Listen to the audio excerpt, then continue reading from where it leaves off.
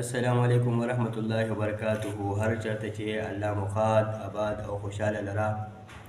الله مو د غمونو، تکلیفونو، پریشانو، مصیبتونو او آفتونو نه وساتلی کا.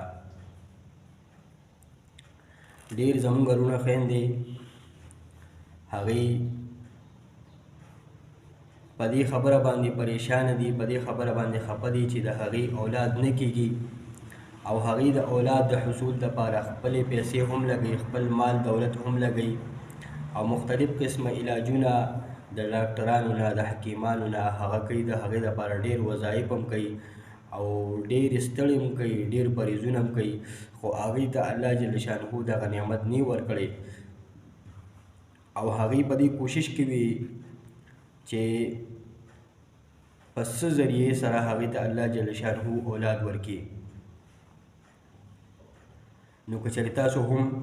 دغه خواهش لرئ چې الله جل شانه تاسو ته اولاد درکړي او الله جل شانه تاسو هم د اولاد په شان دغه عظیم او لوی نعمت نه سرفرازه کړي، نو دغه مقصد د حصول دپاره ما تاسو ته ډېره ښکلې او ډېره مجربه او ډېره اسانه وظیفه راوړې ده. وظیفه دا ده چې کوم سړی د اولاد حاصلول غواړي، اولاد یې نه کېږي او هغه وایي چې ما ته الله جل شانه اولاد راکړي، نو هغه له پکار دا دی چې هغه کله خپلې حلالې بسترې ته داخلیږي، یعنی خپلې بیبي سره بسترې ته داخلیږي،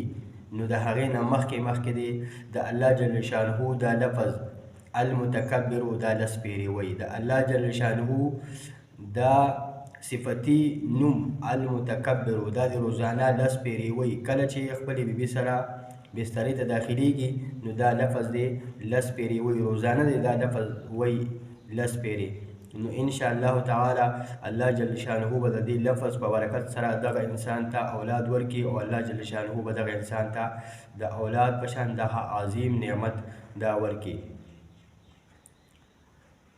که چېرې تاسو په دې وظیفه باندې نه پوه شوئ یا ستاسو د دې وظیفې متعلق څه پوښتنه وي نو دې ویډیو کې زما د واتساپ نمبر شته، تاسو په واتساپ نمبر باندې زما سره رابطه کولی شئ. هر چاته چې الله مخاد آباد او خوشحاله لره، تر بلې ویډیو پورې ما له اجازت راکړئ. السلام علیکم ورحمت الله.